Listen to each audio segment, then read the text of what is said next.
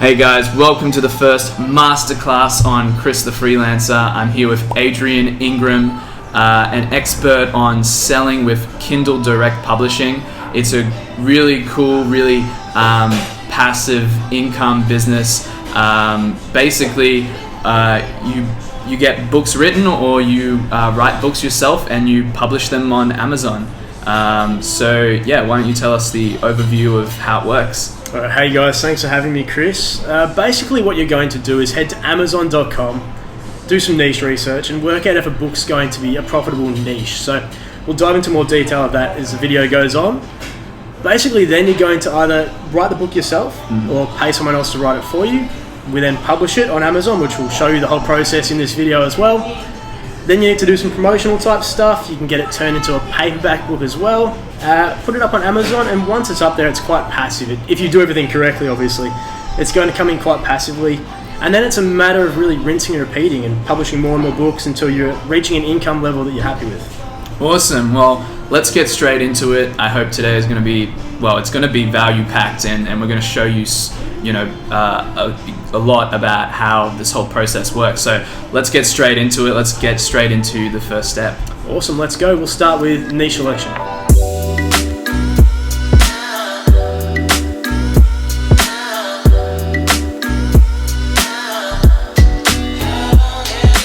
Alright, so the very first step is you have to head to Amazon.com and actually do some niche research. So this, in my opinion, is the most important step. So we're just going to go to the Kindle store here. And basically what you're going to do is come up with a topic that you think you might like to publish a book on. Personally, I recommend going for non-fiction topics just because it's easier to target keywords.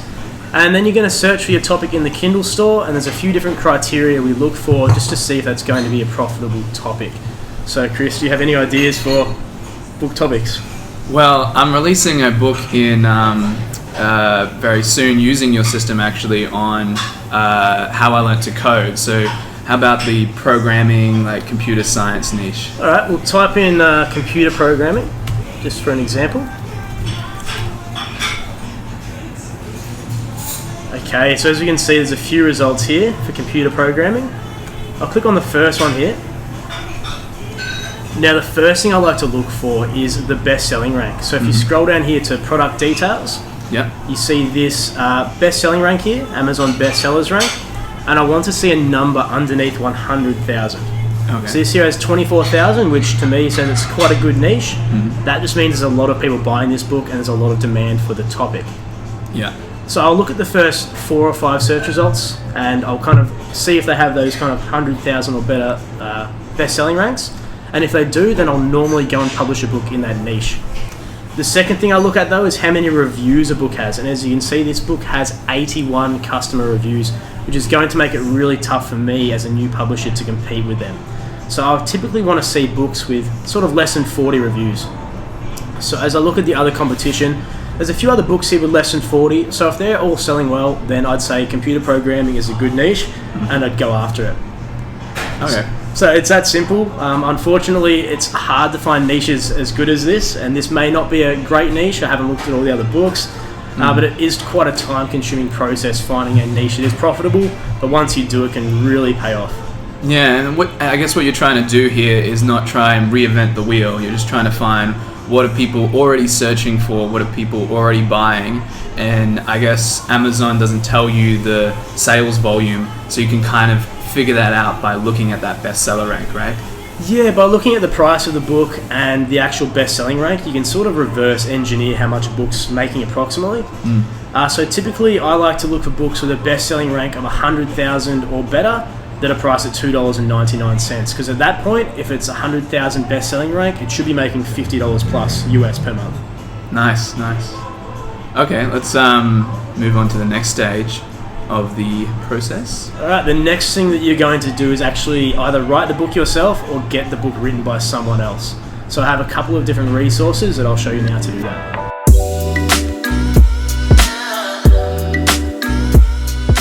Okay, so for getting your book written, I recommend 3 different services. So first of all, we have EpicWrite here, and EpicWrite, basically they do non-fiction writing, or they do article writing, but they can also do ebooks for you. They're the cheapest service out of all three that I recommend. It's $1.20 per 100 words. As you can see the pricing here. That's for the best quality. It does, however, take quite a while to actually get your book back. So if you have a lot of time, that can take 4 or 5 weeks potentially to get your book back from these guys. But $1.20 per 100 words. The next service I recommend is eWriter Solutions. Now this one is 100% only US native speakers. They're all college students that actually run this website. Okay. And basically, these guys are slightly more expensive than EpicWrite. They're $1.40 US per 100 words, but the quality is almost always slightly better, and it's a lot quicker to actually get your work back. You normally get your book back within 1 to 2 weeks with these guys. So typically I'll use eWriter Solutions, but if I'm getting a large number of projects done and I'm not in a big rush, I'll go with EpicWrite. Awesome. And then the third and final one is I find some freelancers on Upwork. So I don't really use this one as much. This is really good if you want to find a fiction writer. But basically, you can search for writers on Upwork. You can specify if you want non-fiction, fiction. You can specify what kind of prices you want to pay. However, this can be more expensive, and you are risking a bit more that there could be a chance of something being copyright, unfortunately. Whereas EpicWrite and eWriter Solutions, they actually double check all the work before they send it to you. Okay. To make sure nothing's been copied and pasted. With Upwork, you never really know what you're going to get. A big tip with Upwork is actually ask for a sample of work before actually hiring a writer. Otherwise, you might get some really garbage writing by someone who's not a native US speaker who might be pretending to be.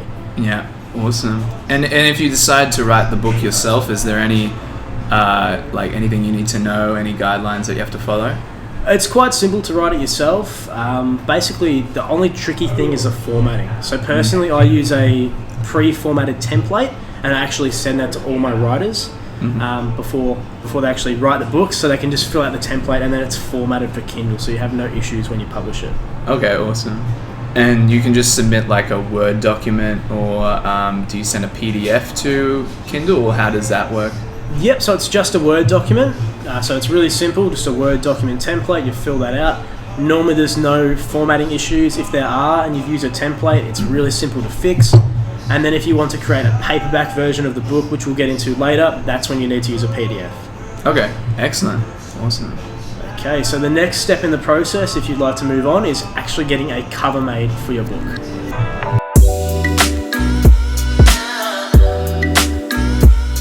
Okay, the next step is getting your cover made, and as you can see, we are on Fiverr.com. If you don't know what Fiverr is, it's basically a website where you can get almost anything done for $5. And as you can see, all my suggested gigs here are related to Kindle, because that's what I use Fiverr for. So what I'd type in here normally is Kindle cover.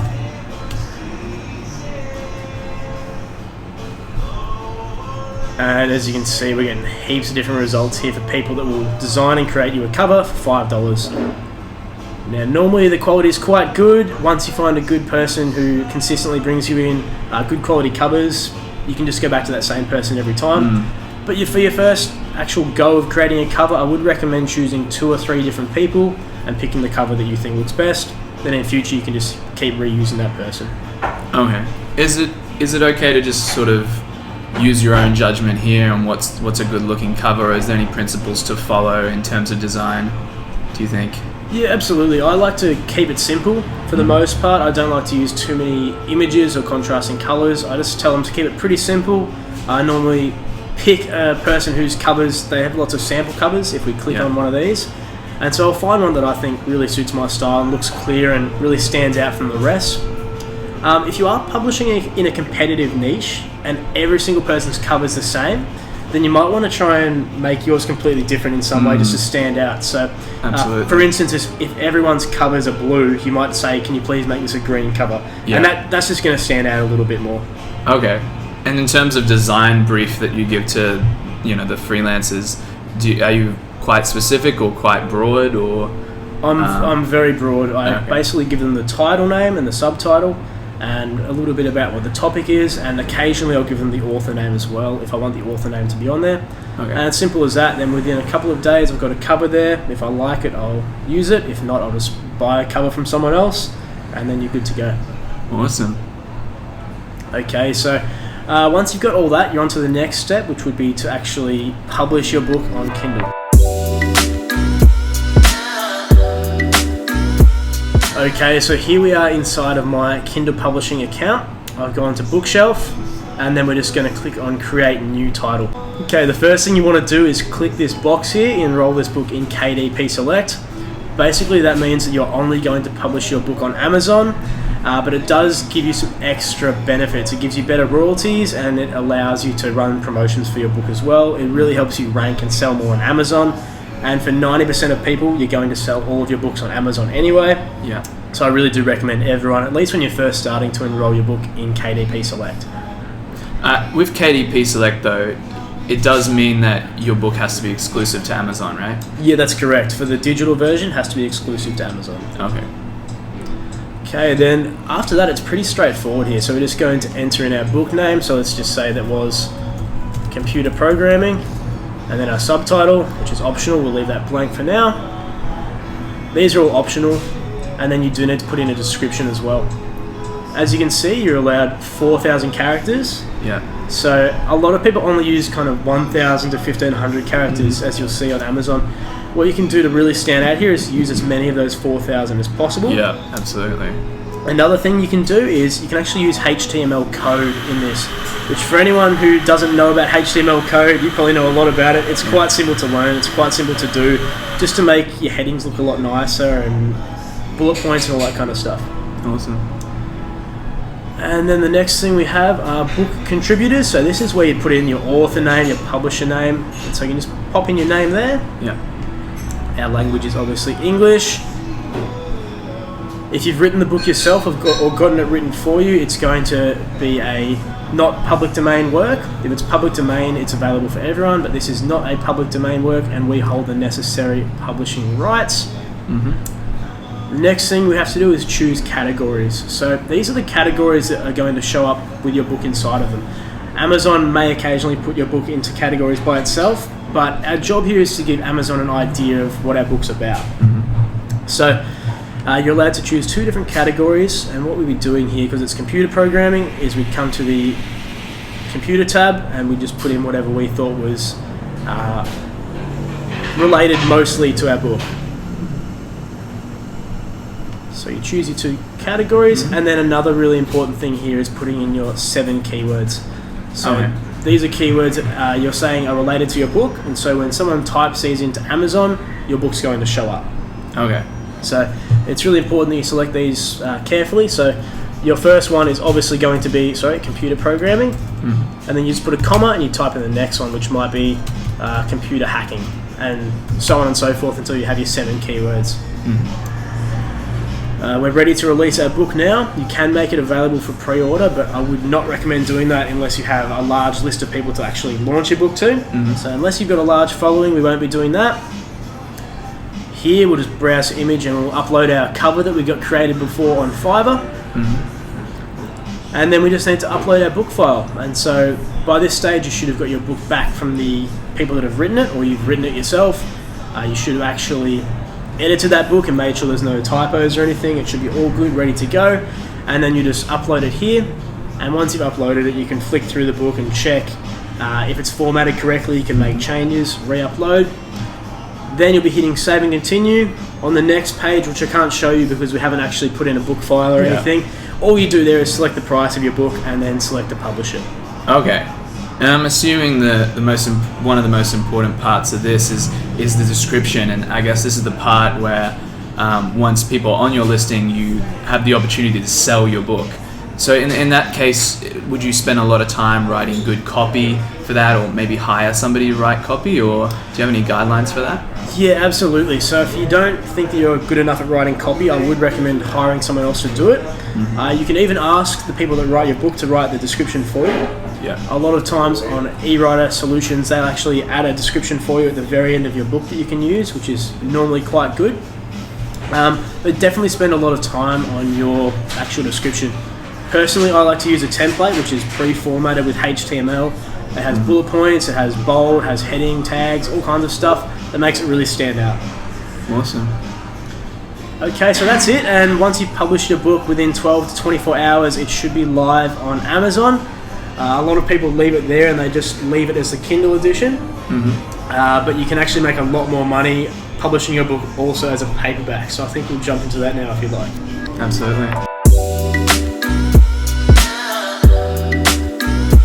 Okay, so now we're at Fiverr. What we're going to be doing is formatting our book so it can be made into a paperback. Now the service we use for that is called createspace.com, which is basically a company owned by Amazon. They print on demand, so you don't have to have any actual stock of your book, but they do require different formatting to Kindle. So the first thing that we're going to be doing is actually getting our book formatted. So we'd say CreateSpace formatting. I see.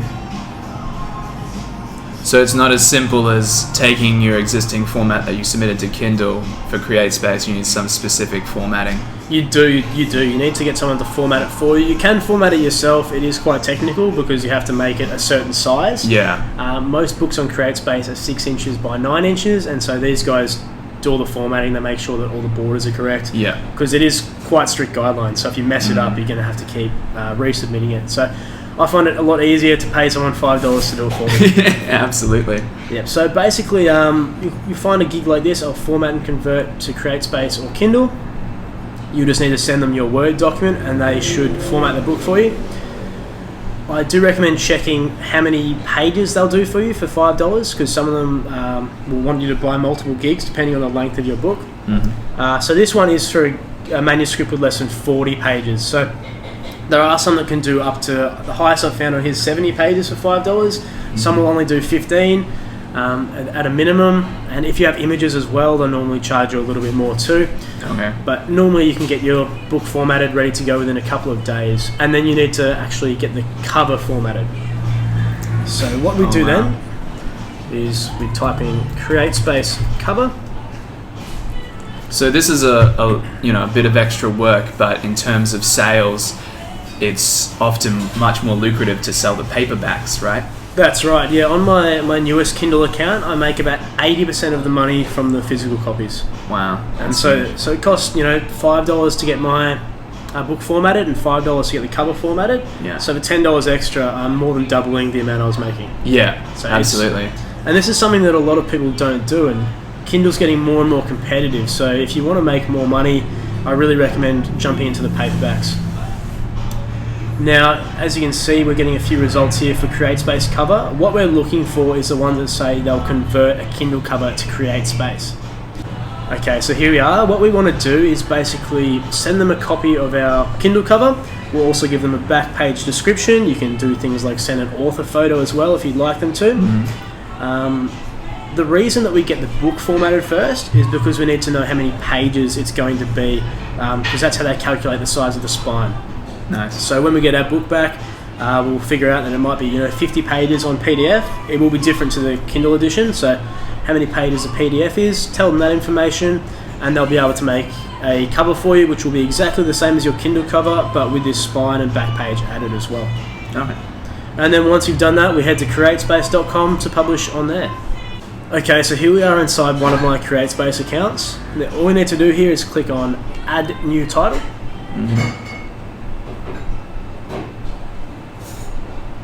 Now, first of all, we have to tell them the name of our project. So this is just the title. This isn't the subtitle or anything. So for us, that was going to be computer programming. And you can actually publish a few different things on here. You can publish audio CDs, DVDs, video downloads, but we're after paperbacks. And you'd either choose the guided or the expert. Personally, I go with expert. I actually find it easier than the guided. Even if it's your first time, it's a lot quicker, it's a lot smoother to do. So for everyone, I would recommend the expert to start with. And once we're here, we just need to put in the rest of the details basically. So we put in whatever our subtitle is, our first name, last name of the author. If it's a first edition, you can just leave that blank. If it's a second edition, you'd obviously put that in there. ISBN. That's just a number that books are given, so you just say CreateSpace assigned because you're making this book for yourself. It does not have an ISBN yet, so don't worry about that. Our books are going to be 6 inches by 9 inches. That's the most common size, so leave it at that.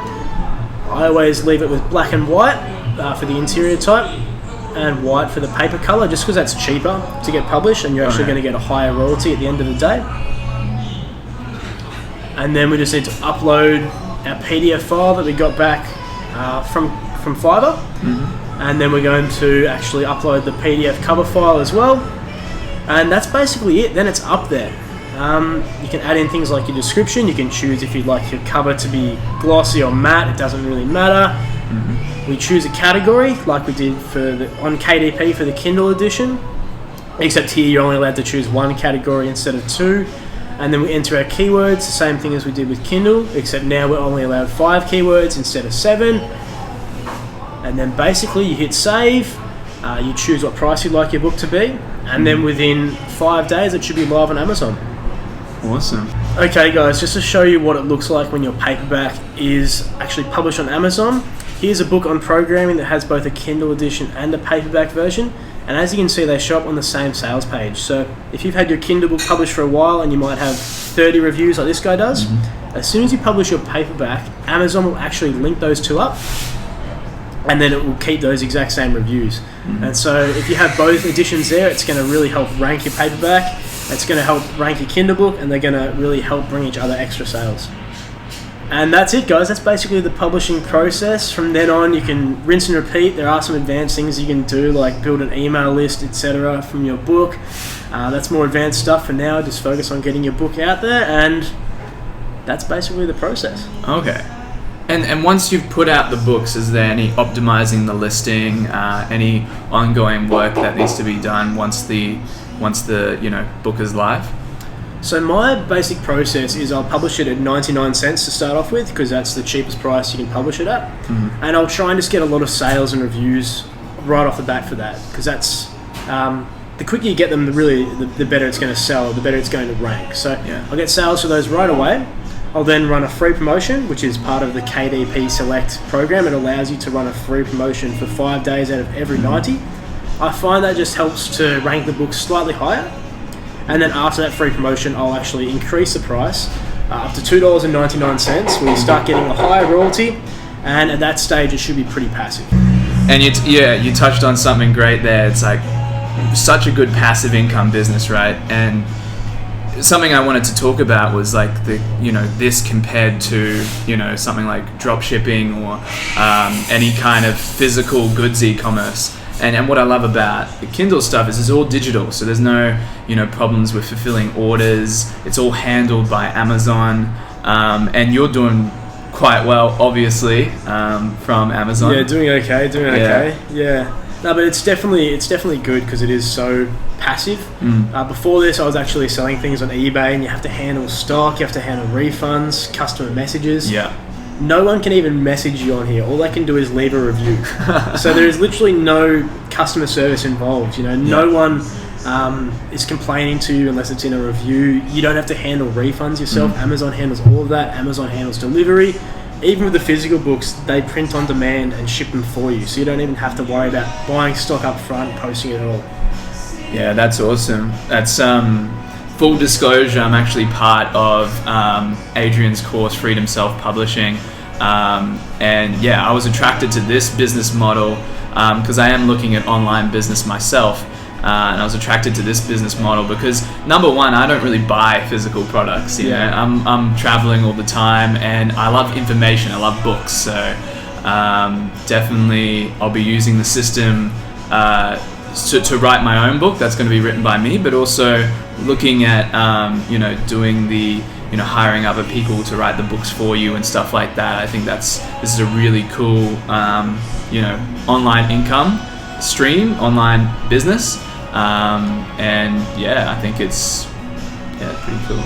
Yeah, it is pretty cool once you work out what to do and how it works, and you get a system in place for choosing good niches, getting reviews, running promotions. Once you have it all systemized, it's really quite easy to scale it. With drop shipping, you might make a few $100s for a product you sell. With this, we're obviously making a few dollars less. You're only making $3 or $4 per sale. But you can scale it. You can end up getting 10 sales a day of a particular book, and then times that by 10 books, and you're all of a sudden making a really great passive income. Awesome. Well, thanks so much for like going into crazy detail and schooling us all on how to make money with Amazon Kindle. Obviously, this is a short video. Your course, Freedom Self-Publishing, goes into like so much more detail. So if you're pretty serious about this, definitely check it out. It'll be the first link in the description. Check that out. You'll see Adrian on the inside.